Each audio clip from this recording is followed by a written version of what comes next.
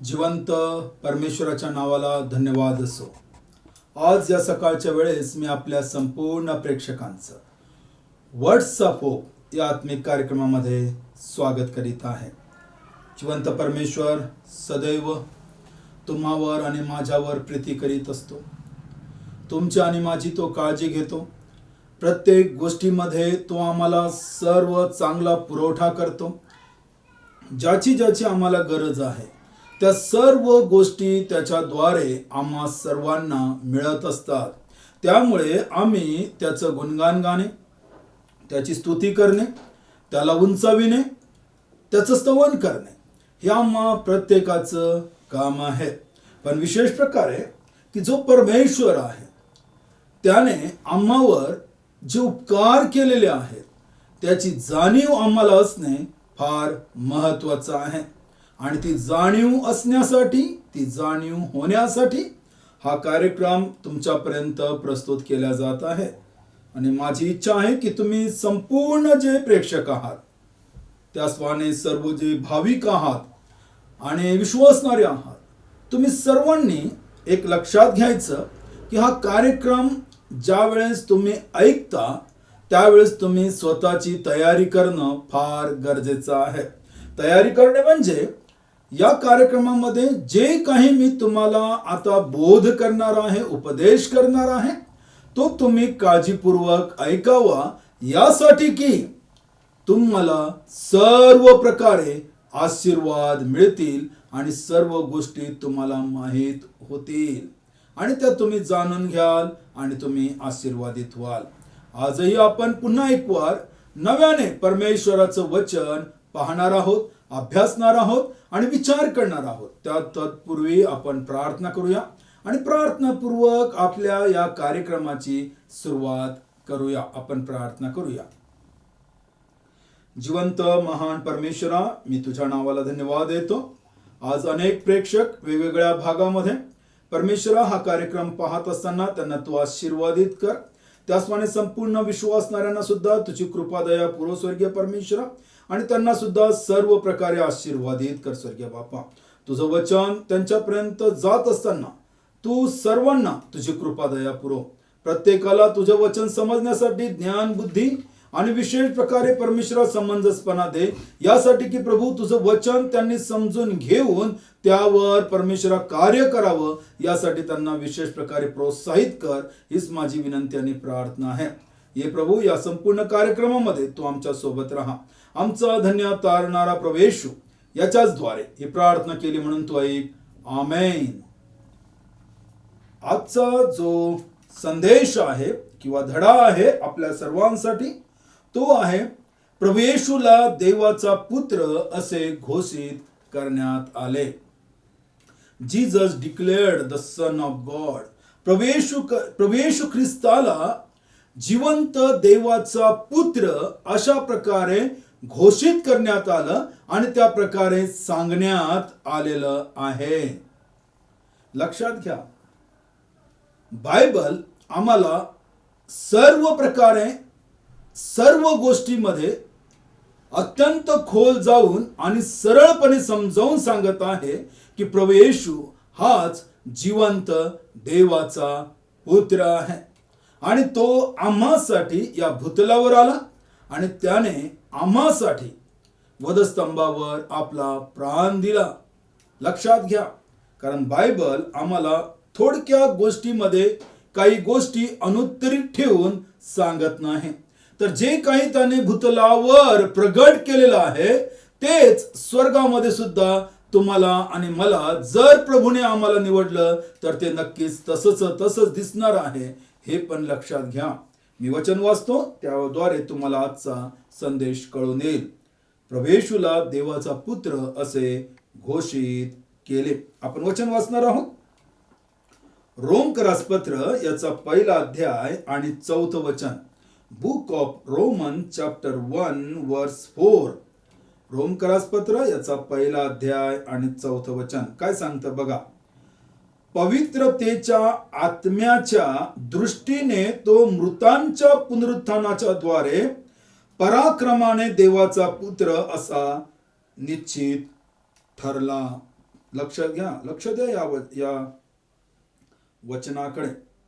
पवित्रतेच्या आत्म्याच्या दृष्टीने तो मृतांच्या पुनरुत्थानाच्या द्वारे पराक्रमाने देवाचा पुत्र असा निश्चित ठरला, म्हणजे त्याला घोषित करण्यात आले.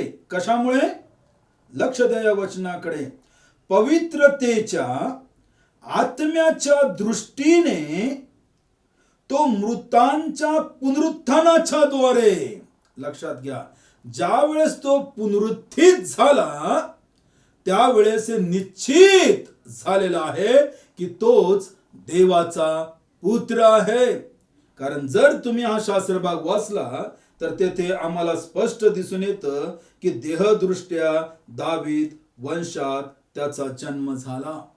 म्हणजे दैहिक रीतीने प्रभू येशू ख्रिस्त या जगामध्ये मानव बनून आला आणि त्याचा जन्म दावीद वंशात झालेला आहे. हे सर्व विश्वासणाऱ्यांना माहित आहे. पण पुनरुत्थानाच्या द्वारे तो जिवंत देवाचा पुत्र असा त्या ठिकाणी घोषित करण्यात आला आणि निश्चित झालेला आहे. निश्चिंत झालेला आहे. याचा अर्थ अशा प्रकारचा आहे की प्रभू येशू हाच जिवंत देवाचा पुत्र आहे.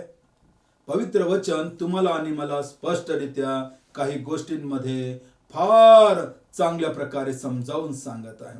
विश्वासणाऱ्यांनो लक्ष द्या, पवित्र वचनामध्ये जे काही सांगितलेलं आहे तेच आमच्यासाठी विश्वासाचा आधार आहे, पुरावा आहे.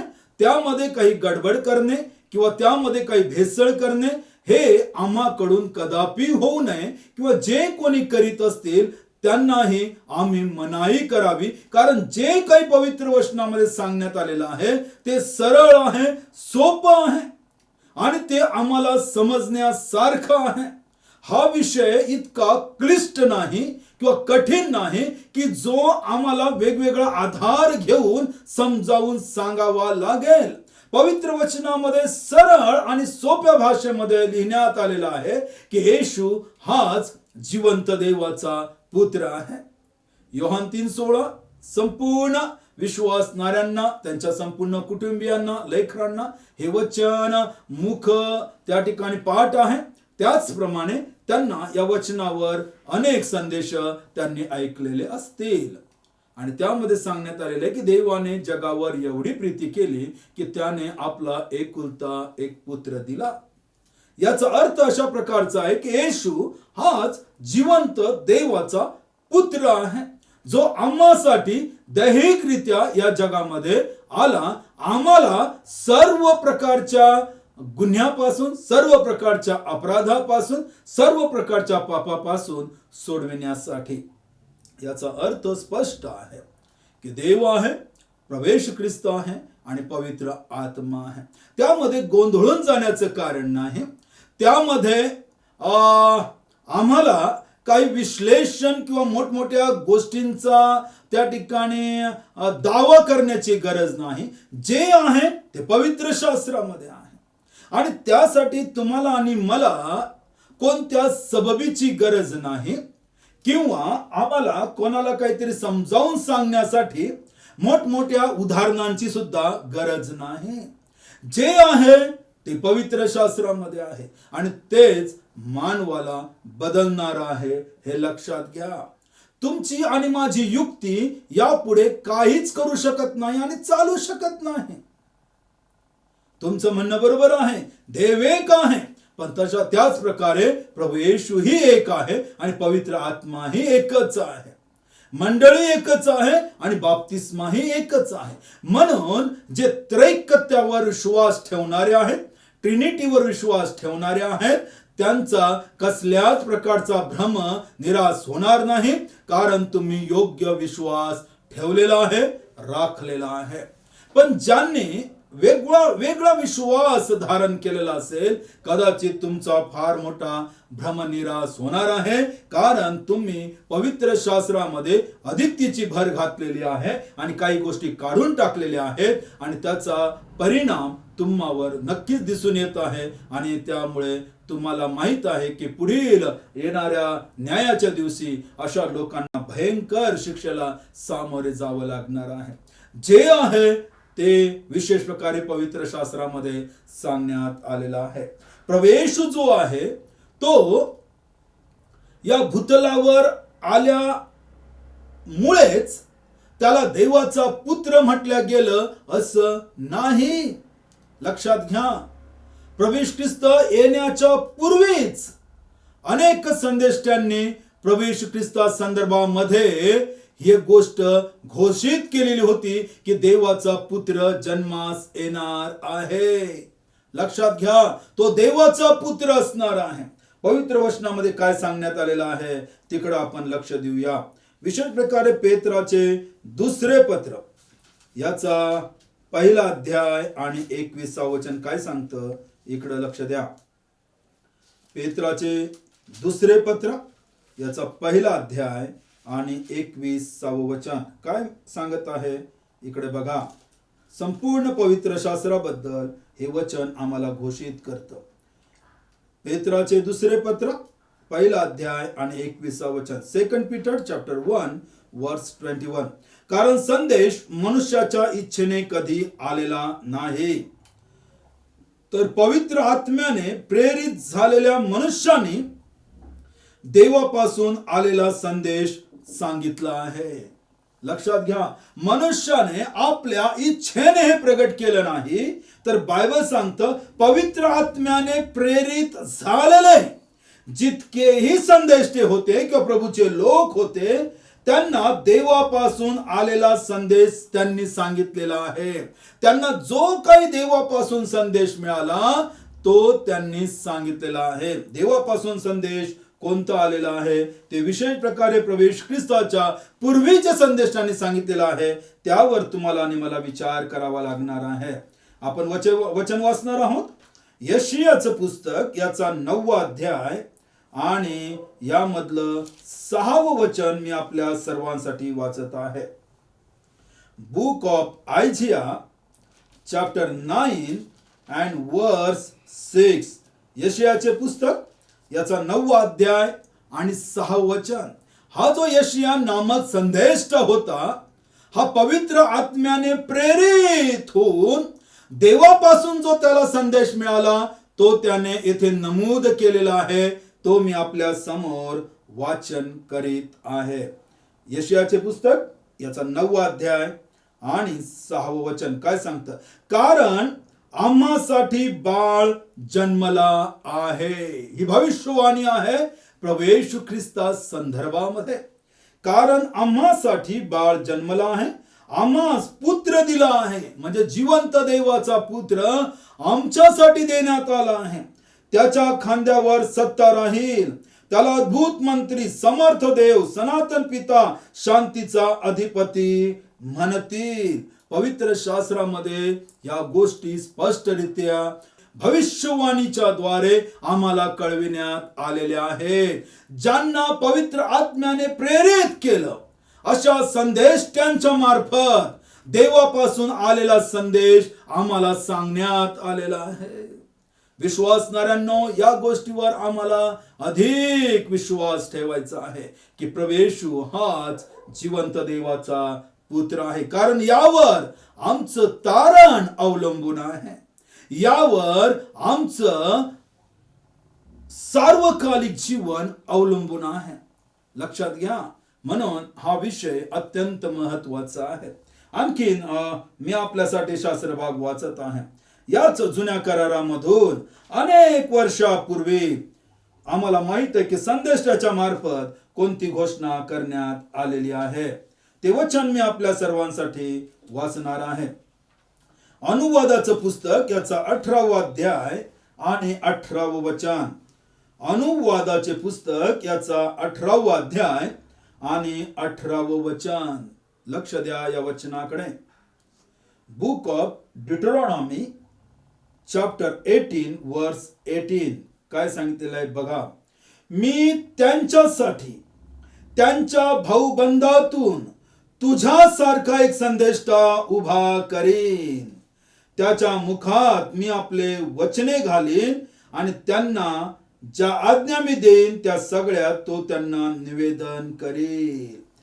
जर तुम्ही या शास्त्र भागाचं जर हेडिंग वाचलं तर तेथे लिहिण्यात आलेलं की मोशे सारखा दुसरा संदेष्टा देण्याचे परमेश्वराचे वचन म्हणजे भविष्यवाणी मोशेच्या द्वारे समस्त इस्रायल लोकांना सांगण्यात आलेली होती की मी तुम्हासाठी संदेष्टा देणार आहे. प्रभू ख्रिस्ताला संदेष्टा सुद्धा म्हणण्यात आलेला आहे. प्रभू ख्रिस्ताला गुरुही म्हणण्यात आलेला आहे. प्रभू ख्रिस्ताला लोकांनी वेगवेगळी नावं दिलेली आहेत कारण तो उत्तम आहे, तो चांगला आहे, तो उत्तम गुरुजी आहे. पण त्याही पलीकडे सर्वात महत्वाचा आहे तो जिवंत देवाचा पुत्र आहे. या विश्वासावर आमचं तारण अवलंबून आहे हे लक्षात घ्या. आणि म्हणून येथे सांगण्यात आलेलं आहे की त्यांना ज्या आज्ञा मी देईन त्या सगळ्या तो त्यांना निवेदन करेन. पवित्र वचनामध्ये सांगण्यात आलेलं आहे. त्याचप्रमाणे उत्पत्तीचे पुस्तक पवित्र शास्त्रातलं पहिलंच पुस्तक याचा 12वा अध्याय आणि 3रं वचन काय सांगतं इकडं आपण लक्ष देऊया.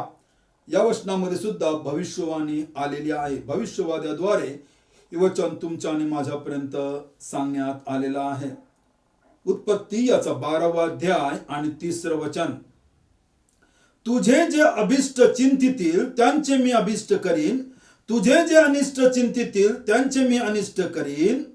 तुझ्याद्वारे पृथ्वीवरील सर्व कुळे आशीर्वादित होतील. तुझ्याद्वारे लक्षात घ्या. आणि सर्वात महत्वाचं आहे की प्रभू येशू ख्रिस्ताच्याच द्वारे जगातील सर्व कुळे, सर्व वंश, सर्व जाती, सर्व भाषा आशीर्वादित झालेल्या आहेत.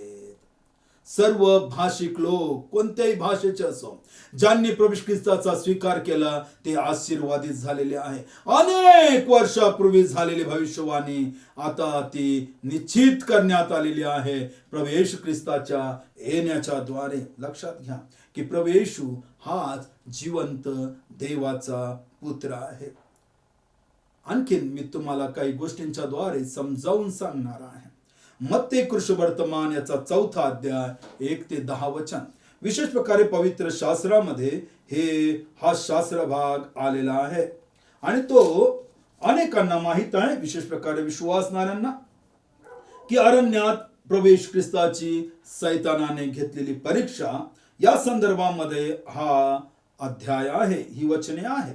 मत्ते कृष्णवर्तमान याचा 4था अध्याय आणि 1 ते 10 ही वचने लक्षात घ्या. यामधलं एकच वचन मी आपल्यासाठी वाचतो म्हणजे तुम्हाला हा पूर्ण शास्त्र भाग कळून येईल.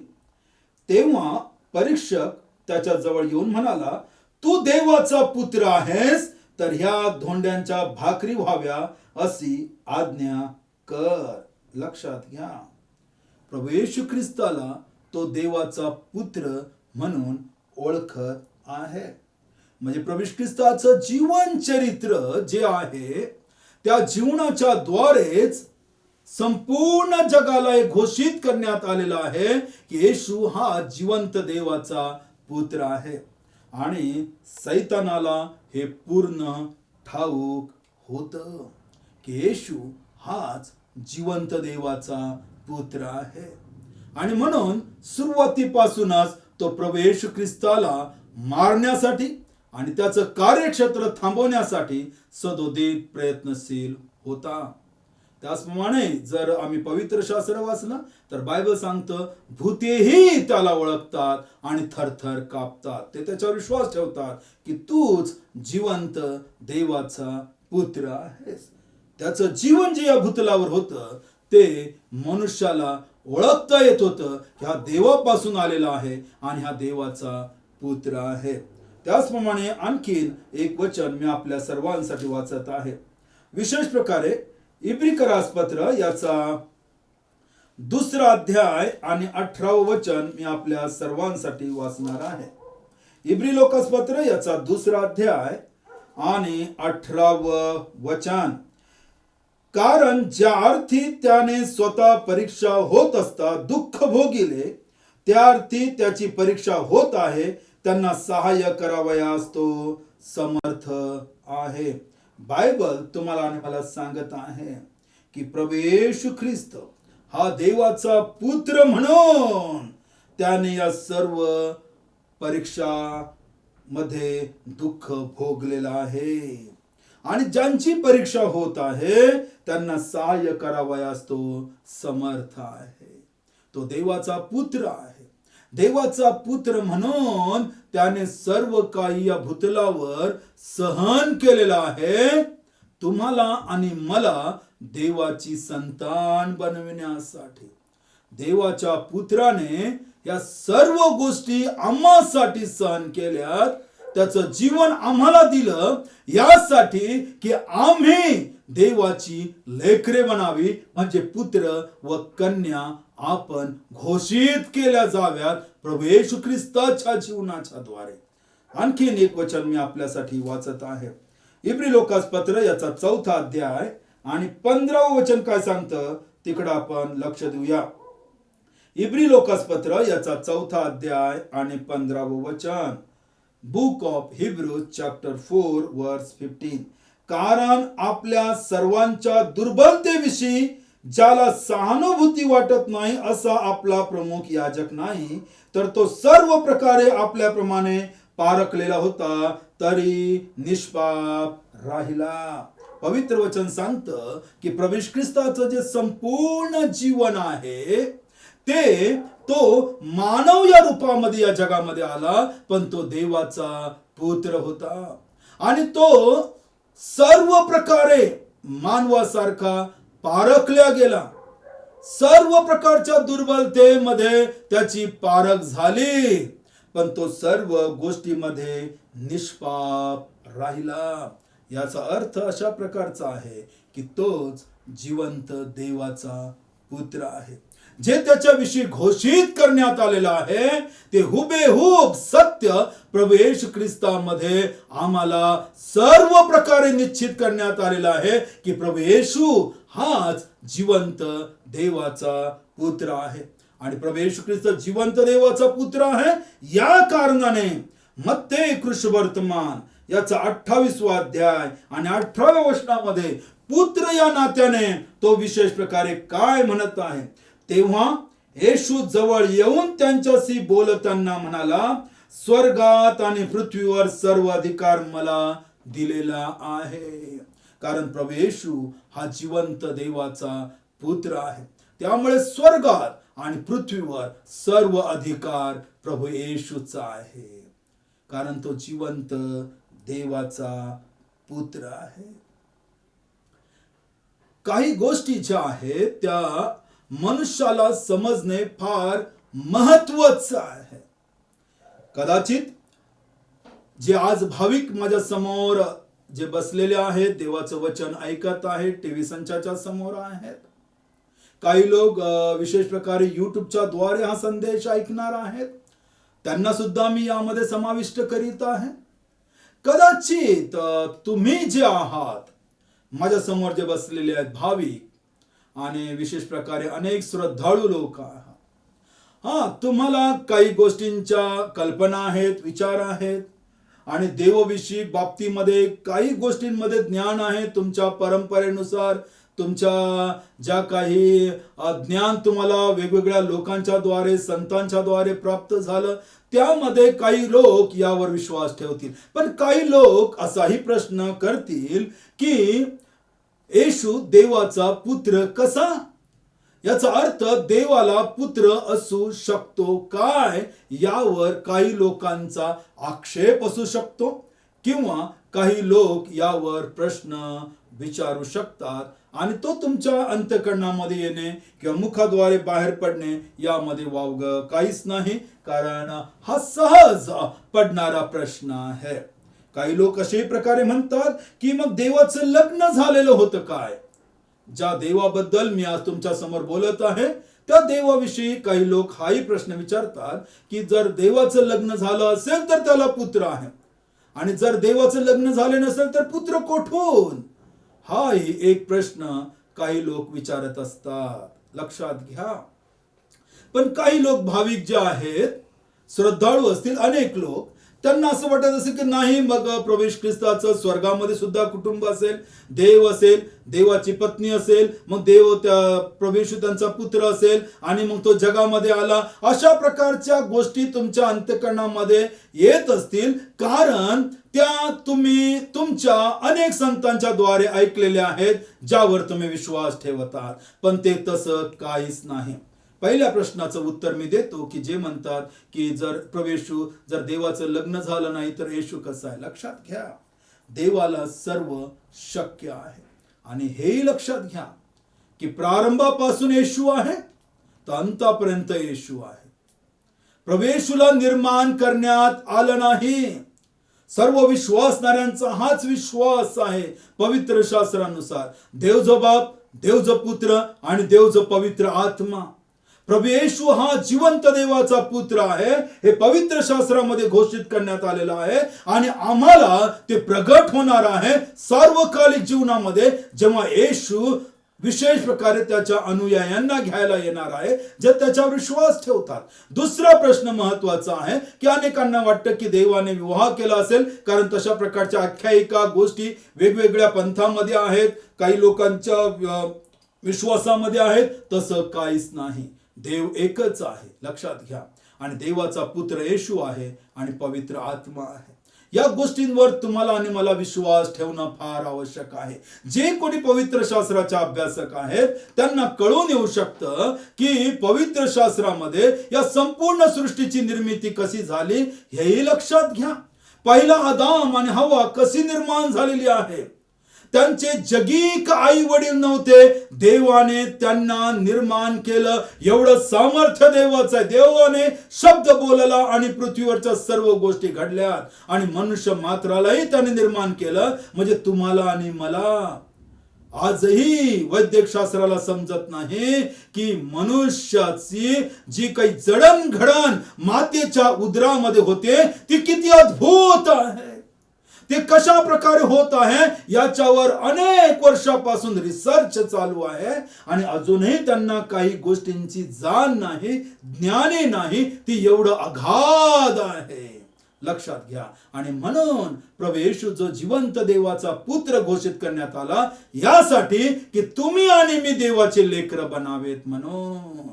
कारण देवाचा पुत्र जसा आहे तसे तुम्ही आणि मीही देवाची लेकरं बनावेत, यासाठी येशू या जगात आला. लक्षात घ्या. पवित्र वचन काय सांगतं तिकडं आपण लक्ष देणार आहोत. हे शेवटचं वचन आहे, त्यानंतर आपण प्रार्थना करणार आहोत. मत्ती कृष्णवर्तमान याचा 3रा अध्याय आणि 17वं वचन. बुक ऑफ मॅथ्यू चॅप्टर 3 वर्स 17 काय सांगण्यात आलेलं आहे देवाच्या द्वारे.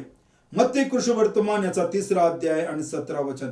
आणि पहा, आकाशातून अशी वाणी झाली की हा माझा पुत्र मला परमप्रिय आहे, याविषयी मी संतुष्ट आहे. येशू ख्रिस्ताबद्दल स्वतः देवाने हे घोषित केलेलं आहे मानवांना की हाच माझा परमप्रिय पुत्र आहे, याविषयी मी संतुष्ट आहे. एकदा नव्हे, देवाने हे 2दा घोषित केलेलं आहे की येशू हाच माझा परमप्रिय पुत्र आहे. जर देवाने घोषित केलेलं आहे तर नाकारणारे कोण आहे हे लक्षात घ्या. जर देव स्वतः बोललेला आहे तर मानवाने हे नाकारू नये आणि मानवाने आपल्या मुखाने कबूल करावं की येशू हा जिवंत देवाचा पुत्र आहे, तरच आमचं तारण होईल, हे पवित्र वचन सांगत आहे. आज अनेक विश्वासणाऱ्यांना हे कळाले असेल आणि म्हणून जिवंत देवाची स्तुती करा, प्रभू येशू ख्रिस्ता संदर्भामध्ये, कारण त्याचा पुत्र आला नसता तर तुम्ही आणि मी त्याचे लेकरे झालो नसतो. आणि म्हणून देवाने जगावर एवढी प्रीती केली की त्याने आपला एकुलता एक पुत्र दिला, यासाठी की जो कोणी त्याच्यावर विश्वास ठेवतो त्याचा नाश होऊ नये, तर त्याला सार्वकालिक जीवन प्राप्त व्हावे. येशूवर विश्वास ठेवण्याच्या द्वारे की तोच जिवंत देवाचा पुत्र आहे, त्याद्वारे सार्वकालिक जीवन आहे. परमेश्वर तुम्हाला आशीर्वादित करो. आपण प्रार्थना करू. सर्वसमर्थ आमच्या जिवंत महान परमेश्वरा, आम्ही तुझ्या नावाला धन्यवाद देतो. आज समस्त प्रेक्षकांना प्रभू विशेष प्रकारे प्रभू येशू ख्रिस्ता संदर्भामध्ये की येशू हा जिवंत देवाचा पुत्र आहे हे परमेश्वरा घोषित करण्यात आलेला आहे. त्यांच्या अंतःकरणामध्ये परमेश्वर पोहोचविण्यात आलेला आहे. त्यांना समजण्यासाठी, त्यांच्या अंतःकरणामध्ये रुजण्यासाठी प्रभू त्यांना तू सहाय्य कर. अधिक चांगल्या रीतीने समजून घेऊन त्यांनी प्रभू आपल्या मुखाने कबूल करावं की येशू हाच जिवंत देवाचा पुत्र आहे. म्हणजे त्यांना संपूर्ण पापापासून मुक्ती मिळेल आणि त्यांना क्षमा मिळेल. प्रभू सहाय्य कर आणि आशीर्वादित कर. आमचा धन्यता आणणारा प्रभू येशू, याच्याच द्वारे ही प्रार्थना केली म्हणून तू ऐक. आमेन.